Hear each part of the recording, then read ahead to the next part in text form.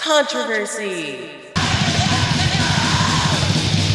That's what today's genre of music has been flooded with, really since it started, but especially back in the 90s.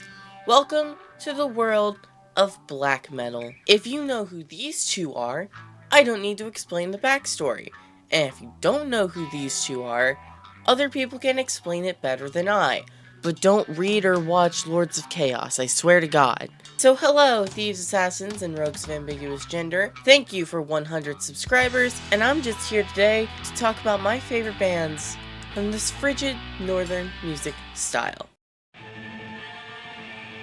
Let's start this off today with Emperor, who holds the title as one of the very few bands of the second wave style that I can actually listen to without my ears wanting to disconnect from my brain and jump into the sea.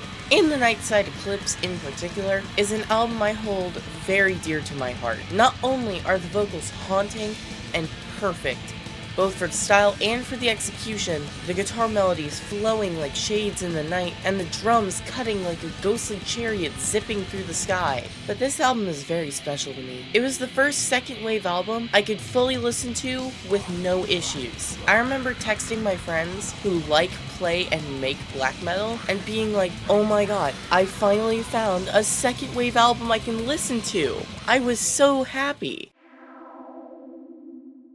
Now, based off what I just said, right now, this seems like a contradiction, but it's not, because Darkthrone's recent material, specifically Astral Fortress and It Beckons Us All, not only has the second wavy production been decreased, while still retaining the signature grit and crust, but their sound, especially now, is so distinctly their own that there's no way you could mistake any of these songs for anyone else. Among other things, these guys have really influenced my approach to melody, especially with their earlier albums, despite the glass shards in my brain. This pair of Norwegian hooligans have been making amazing music for many years, and I hope they continue to. It's a shame the big albums, these three, make this happen inside my head. Our brand new recipe contains 46% more glass than leading competitors, so you can obliterate your mouth first thing in the morning!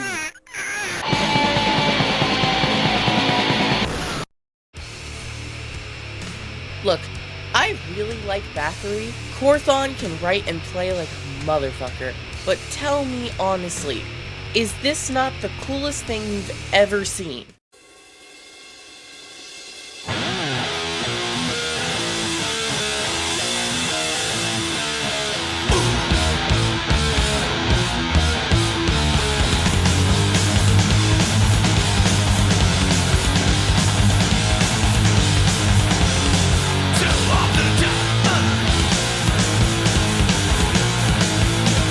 Tom G. Warrior, you badass.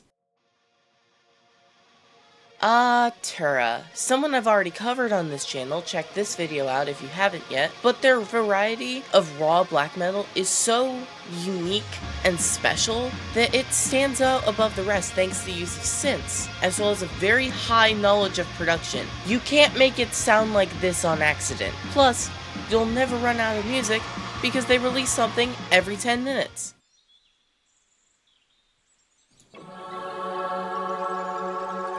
Could you ever imagine a comfortable, oppressive soundscape? Well, that's what this band provides. Their debut full-length album, Cry of the Forest, is absolutely incredible and really, really moved me. They have this sort of fuzzy static laid over their guitars that just fills the empty air, and it feels like it's wrapping you in a tight blanket burrito. All nice and cozy. Just don't mind the screaming. Above all else, listen to this album with headphones. It is so important that you do that. And let's hear that fucking intro one more time.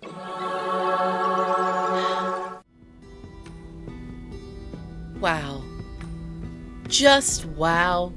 This band single-handedly revived my love for folk music. The melodies woven throughout, especially this album, Devoured by the Oak, play in my head randomly from the day I first heard it over 2 years ago. I own a shirt from this album cycle, and it's probably in my top 5 most worn shirts ever. Their multilingualism makes me so jealous. This band is peak. Listen to them. In my entire life, there has only been one album to truly scare me. One album that shook me to my very core as I listened. An album where I couldn't shut my eyes as the music continued aside from blinking. The only music that's ever made me feel like I'm genuinely being watched in that moment. And that album is The Unwelcomed One by Attic Presence.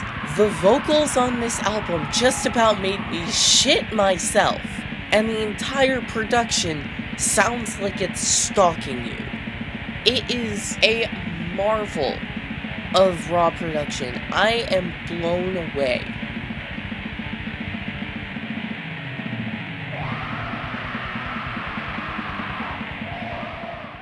But there's always that one special one that just sticks with you forever.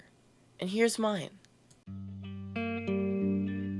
Back in 2021, I was having a hard time. For many reasons. One of the things I tried to do to help myself was to do some musical exploration. I had already dove headfirst back into metal several months prior after being out of it for a few years. Check my SoundCloud videos for that. And I'd found some new bands I'd enjoyed, and I'd finally broken through with death metal. I found a few bands I liked, especially death, and was expanding my palette. But there was always that one roadblock in metal for me, and that was black metal. Whether it be because of sensory issues, weird vibes, or pure inaccessibility, I just couldn't break through.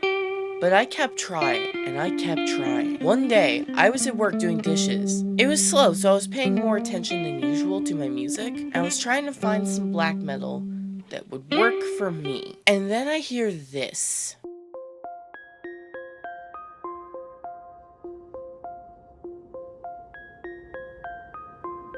I fell in love with this band, Natural Aeternum, and this EP, Trapped in a Natural Dimension specifically.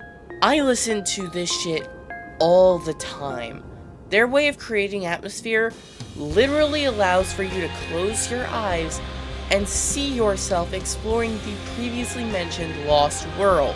Cut to 2022. I've recently started this channel as well as my TikTok and Instagram, and I start this series by the name of Recommendation Wednesday. The second one I ever do is on this very EP. I get a like from the band later that day, and I beam like the fucking sun. Several months later, I posted a short cover of the intro of the song that broke my black metal barrier. They saw it and gave it a like, and I was so happy that they acknowledged my existence, as well as my hard work, because I had to translate that from keyboard to guitar by ear. It feels in a way that even if they don't realize it, they have inspired me to continue so much. From back in 2021, when I was trying to cope with so many things at the same time, feeling like the world was on my shoulders, to 2022, where I'd only done this for like 2 months or so, and I had no ideas or proper ability to make videos. In 2023, when I was struggling to keep going with the creation of my content being exclusive to my phone. Fun fact, in case you didn't know, any videos made before 2025, all of that was done on my phone. To 2024, when I took a hiatus, changed my life in many ways, and eventually ended up showing this EP to my cats in order to see if they'd like it. And you wanna know something? They did. They liked it. And I'm heading full bore into 2025 with Colorless Room in my headphones, facing the year ahead with more determination than ever. And just in case they happen to see this, like they did those years before, Natural Aeternum, thank you. Thank you for the incredible music you've put out over the years. Being completely honest, you're the reason I have a Bandcamp account at all. I made one to buy that EP and the first album, and through that decision, it's allowed me to find so many cool bands, meet some incredible people, and listen to amazing music. And since I could speak a bit, Muchas gracias, Ata Eternum, para tu muy música increíble. Yo amo mucho, much love to you. And to you all watching this video, thank you infinitely for 100 subscribers. This has been my dream to do since I was 10 years old, and finally being able to do it makes me so happy. I appreciate all of you for subscribing and watching my videos, even when they're shorter than I thought they'd be, even when I get sick and can't record for 2 weeks, even when my internet decides to shit itself, even when I still haven't done a stream yet. I'm working on it, I don't know what I'm doing. Thank you so much for subscribing and bringing the Rogues Gallery to 100. To many more, have a great day, tip your server, and from me to you, stay metal.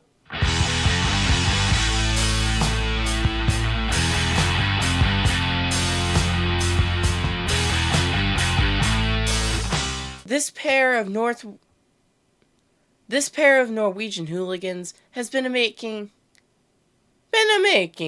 an album where I couldn't shut my eyes as the music continued alongside their multilingualism.